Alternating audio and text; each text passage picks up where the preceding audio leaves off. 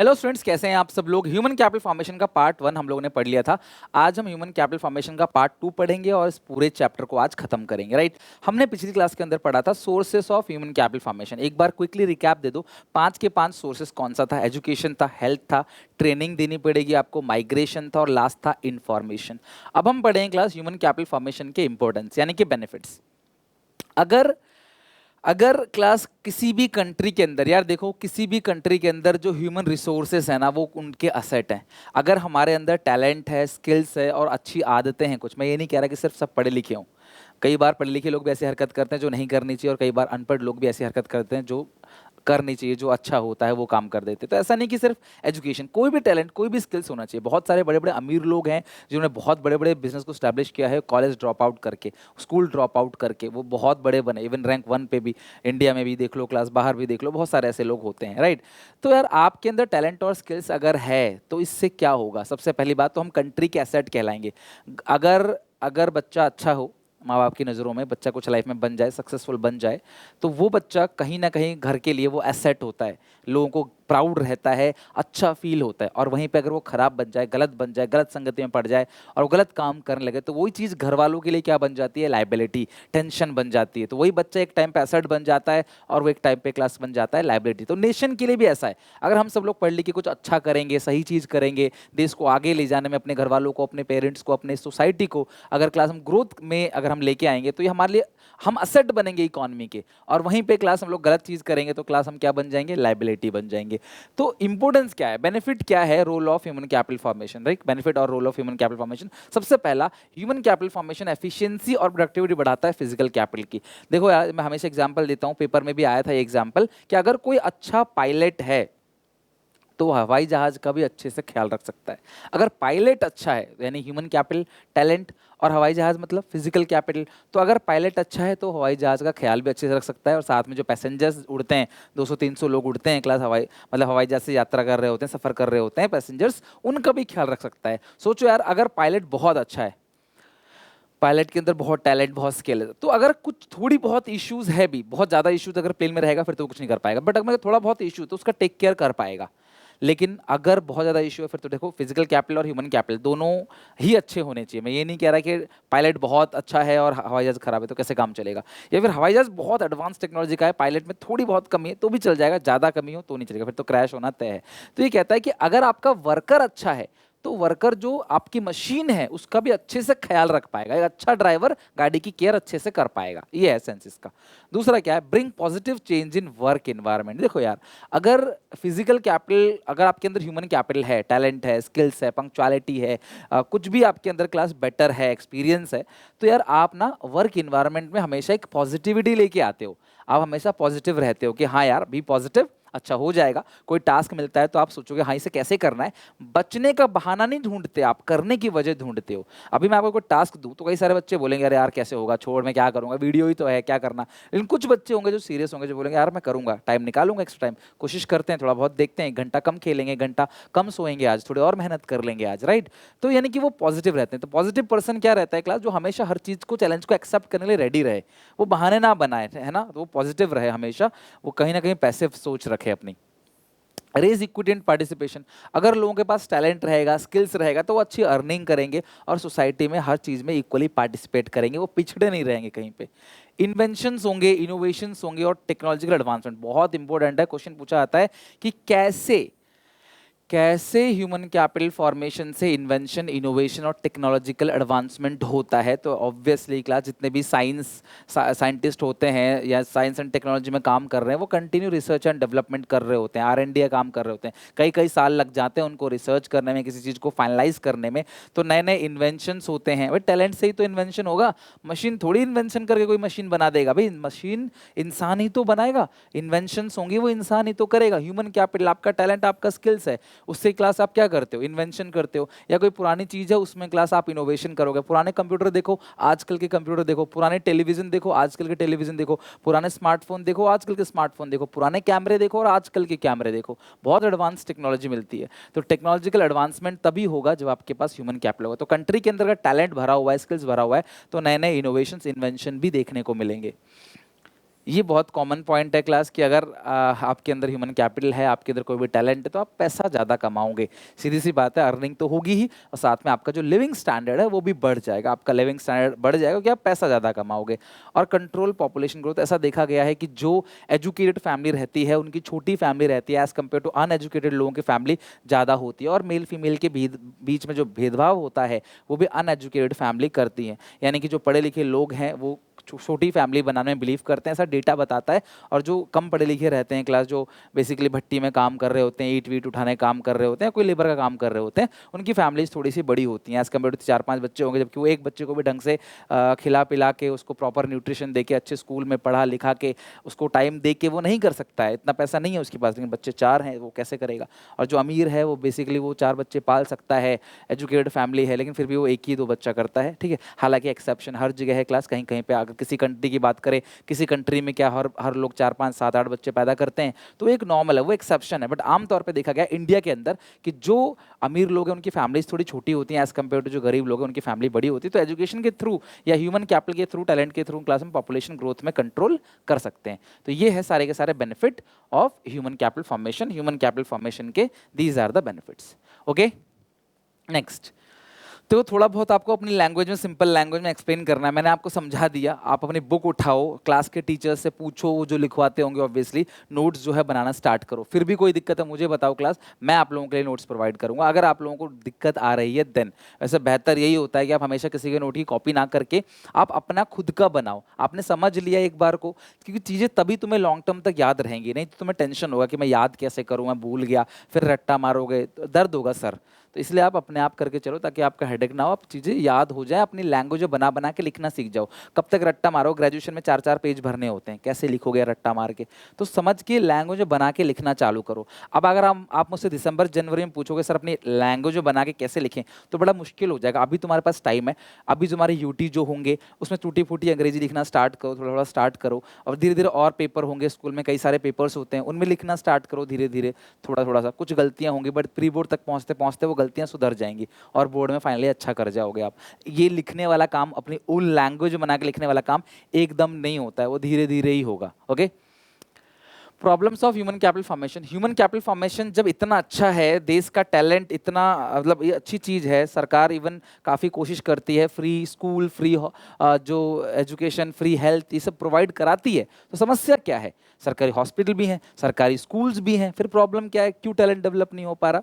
तो सबसे पहला इनसफिशिएंट रिसोर्सेज। जितने रिसोर्सेज ह्यूमन कैपिटल फॉर्मेशन को करने के लिए इंडिया में चाहिए उतने रिसोर्सेज अवेलेबल नहीं है, रिसोर्सेज इनसफिशिएंट है। हमारे देश की जनता ज़्यादा है, तो सरकारी स्कूल हो चाहे सरकारी हॉस्पिटल हो, उनमें भीड़ ज़्यादा पहुंच जाती है, जिसकी वजह से ज़रूरतमंदों का एडमिशन नहीं हो पाता है। पॉवर्टी, हमारे देश में इतनी ज़्यादा गरीबी है कि बच्चे काम करने जाते हैं ना कि पढ़ने। अब सरकार ने बोला स्कूल तो हमने खुलवा दिया है फ्री में, आप जाओ अपने एजुकेशन लो, पैसा थोड़ी देना है। लेकिन माँ बाप कहते हैं हमारा बेटा अगर काम नहीं करेगा, स्कूल जाएगा तो काम कौन करेगा, पैसे कहाँ से आएंगे घर में? सभी लोग घर में काम करते हैं, या बाप बीमार है तो काम करना पड़ता है। तो यार घर के बच्चे लोग जो है काम करते हैं। आप रूरल एरिया में देखोगे हर कोई खेती बाड़ी में जब फसल कटने का टाइम होता है, कोई बच्चा स्कूल नहीं जाता, हर कोई जो है क्लास वो अपने खेत में काम कर रहा होता है। और गरीबी इतनी ज़्यादा है क्लास, ठीक है, तो वही बच्चे जो है वो छोटे छोटे बच्चे चाइल्ड लेबर का काम करते हैं। और आपने किसी रेस्टोरेंट में देखा होगा, ढाबे पे देखा होगा, छोटी मोटी दुकानों पे देखा होगा, आने जाने का ढोने का सामान छोटे बच्चे काम कर रहे होते हैं। पॉवर्टी इतनी ज़्यादा है तो कहाँ से उन्हें एजुकेशन मिलेगी, और एजुकेशन ही नहीं मिलेगी तो कहाँ से उनके अंदर ह्यूमन कैपिटल फॉर्मेशन डेवलप होगा। अगला है brain drain. Doctor, scientist India से छोड़कर बाहर कंट्री में चले जाते हैं, उन्होंने पढ़ाई हमारे देश से की, लेकिन वो सेवा देंगे अलग अलग कंट्री में, क्योंकि उनको पैसा वहाँ ज़्यादा मिलता है तो उस कंट्री में चले जाते हैं, जिससे हमारे कंट्री में क्या होता है, brain drain. Less expense on research and development. हमारी कंट्री में रिसर्च एंड डेवलपमेंट में बहुत कम पैसा खर्च किया जाता है। R&D के लिए रिसर्च एंड डेवलपमेंट का बजट हमारी कंट्री का बहुत कम रहता है। आपने देखा होगा कि जो चंद्रयान वाला जो मतलब अभियान था वो एक तरीके से फेल हो गया। उसके बाद अभी तक कोई अभियान नहीं निकला है, कोई बड़ा अभियान नहीं निकला हुआ है, क्योंकि यार बजट कम है। तो अगर बजट ज़्यादा रहता तो बैक टू बैक चीज़ें होती, बट रिसर्च एंड डेवलपमेंट पे खर्चा कम करती सरकार। अगला है लैक ऑफ गर्ल्स एजुकेशन। लड़कियों को एजुकेशन की प्रायोरिटी नहीं दी जाती। लड़कियां आधी हैं, जनता आधा है, 50% लड़कियां 50% लड़के हैं लगभग, लेकिन उनको प्रॉपर एजुकेशन नहीं दी जाती, उनको हायर एजुकेशन में हिस्सा नहीं मिलता। हाँ ठीक है, 10वीं 12वीं तक पढ़ा दिया, दैट्स इनफ, उनको और आगे जो है पढ़ाई नहीं करने दिया जाता, जिसकी वजह से कहीं ना कहीं ये ह्यूमन कैपिटल फॉर्मेशन में दिक्कत होती है। Poor performance of government school, सरकारी स्कूल हर जगह अच्छे नहीं हैं, दिल्ली में तो काफ़ी अच्छे कर दिए गए, लेकिन बाकी जगह क्लास सरकारी स्कूल्स काफ़ी अच्छे नहीं हैं, वहाँ पे टीचर्स टाइम पे नहीं आते, टीचर जो खाना पीना बच्चों के लिए मिलता है वो भी अपने घर ले जाते हैं, मैनेजमेंट जो होता है सही से पढ़ाई नहीं होती, जिसकी वजह से क्लास यहाँ के बच्चे कुछ बहुत ज़्यादा अच्छा नहीं कर पाते। ऐसा नहीं कि सारे गवर्नमेंट स्कूल का हाल ऐसा नहीं है, बहुत सारे गवर्नमेंट स्कूल बहुत अच्छे, इवन प्राइवेट से भी बहुत बेहतर है, वहाँ के बच्चे लाइफ में बहुत सक्सेसफुल बनते हैं, लेकिन रूरल एरिया में जाके देखोगे क्लास तो हालत जो है वो बहुत बुरी है। तो सरकार को ग्राउंड लेवल पे इसको ठीक करना चाहिए। अगला है एजुकेटेड अनएम्प्लॉयमेंट। हमारे कंट्री में एक बहुत बड़ी प्रॉब्लम है, पढ़े लिखे होने के बावजूद भी लगभग 16 से 20% लोग ऐसे होते हैं जिनको काम नहीं मिलता है। अर्बन एरिया में ये बहुत ज़्यादा है, पढ़े लिखे होने के बावजूद भी उनको नौकरी नहीं मिलती, जिसकी वजह से लोगों का पढ़ाई लिखाई से भरोसा कम हो जाता है। This is called educated unemployment. These are the problems in human capital formation. Human capital formation में ये सारी की सारी प्रॉब्लम्स हैं। ओके, इनके अलावा अगर आपको लगता है कोई भी प्रॉब्लम है तो ऑब्वियसली है, इनके अलावा तो आप उन पॉइंट्स को भी ऐड ऑन कर सकते हो, राइट।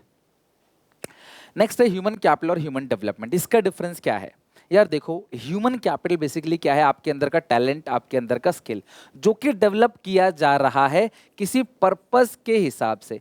आपको ट्रेनिंग दिया जा रहा है ताकि आप कंपनी में अच्छा काम कर सको और मालिक को फायदा पहुंचा सको। आपको ट्रेनिंग सिर्फ इसलिए नहीं दी जा रहा कि आपका हक है। एक सेल्स पर्सन को इंग्लिश स्पीकिंग की ट्रेनिंग दी जाती है, इंग्लिश लैंग्वेज सिखाया जाता है, क्यों? ताकि वो सेल्स बना सके।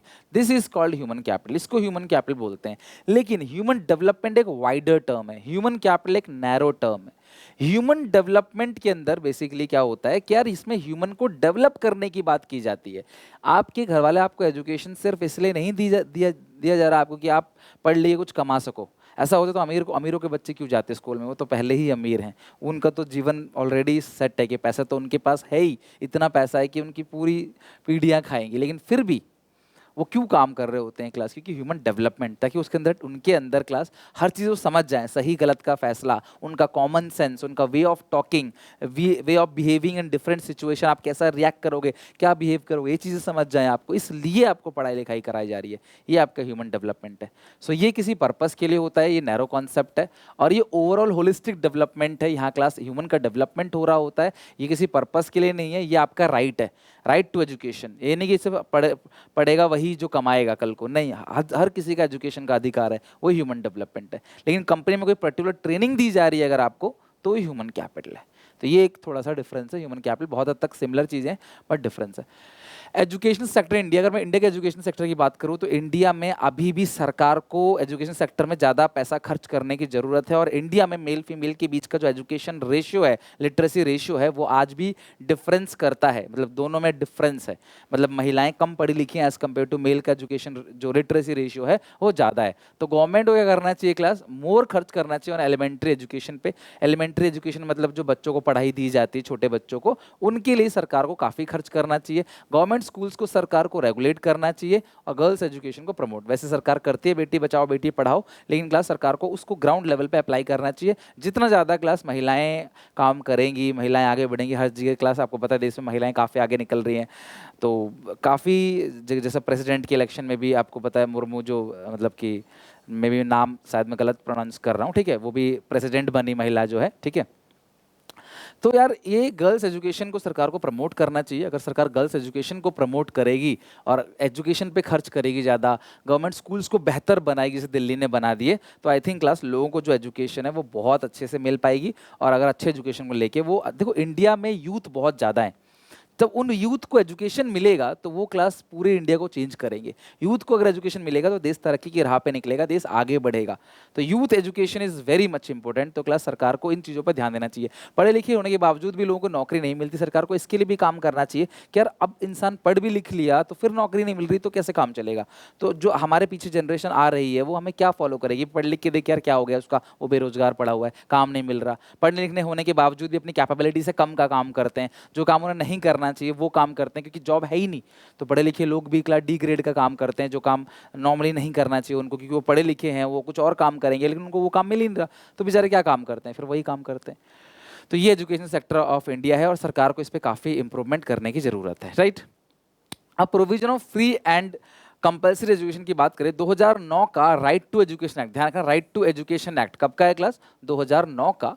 इस 2009 का राइट टू एजुकेशन एक्ट के अकॉर्डिंग में free education and fundamental right of all children, free education सबको मिलना चाहिए। 6 से लेकर 14 साल तक के जो बच्चे हैं उन सबको फ्री एजुकेशन मिलना कंपलसरी है। तो सरकारी स्कूल के थ्रू सरकार इन लोगों को फ्री एजुकेशन देती है। Even government of India also started levying 2% education cess, ध्यान रखना क्लास, जितने भी यूनियन टैक्सेस होते हैं लाइक इनकम टैक्स वगैरह, उस पर 2% का, जितना भी आपका टैक्स का अमाउंट है, इनकम का अमाउंट, टैक्स का अमाउंट, टैक्स किसी का 20,000 बन रहा है तो उसका जो 2% है यानी 400 रुपए सरकार चार्ज करती है, एजुकेशन सेस लेती है। सेस का मतलब है टैक्स है जो कि सरकार अपने एलिमेंट्री एजुकेशन में खर्च करती है।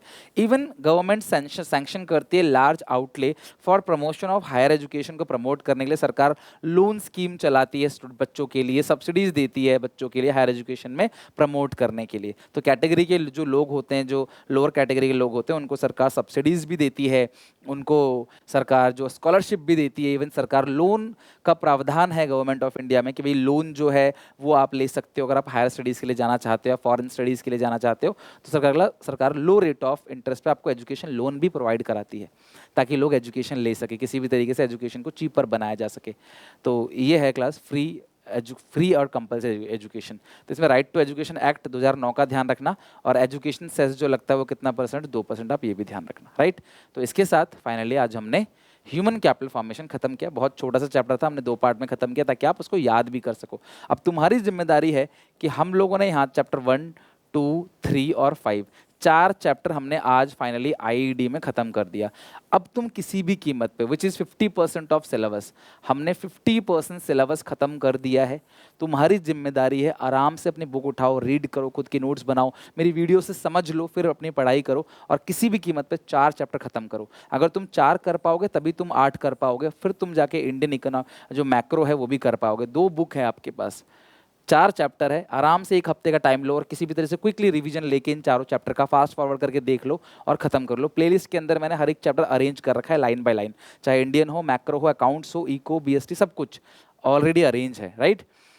तो फाइनली से एंड कर रहा हूँ। वीडियो अच्छे लगे तो लाइक जरूर करना, मेरी मेहनत अगर आपको दिख रही है तो प्लीज़ चैनल को सब्सक्राइब करके बेल आइकन दबाओ, वीडियो को अपने सारे दोस्तों में शेयर करो। तब तक के लिए take care, bye bye, God bless you. मिलते हैं नेक्स्ट वीडियो में, और चैप्टर जरूर याद करके आना, 4 के 4 चैप्टर, राइट। चलो टेक केयर, बाय बाय।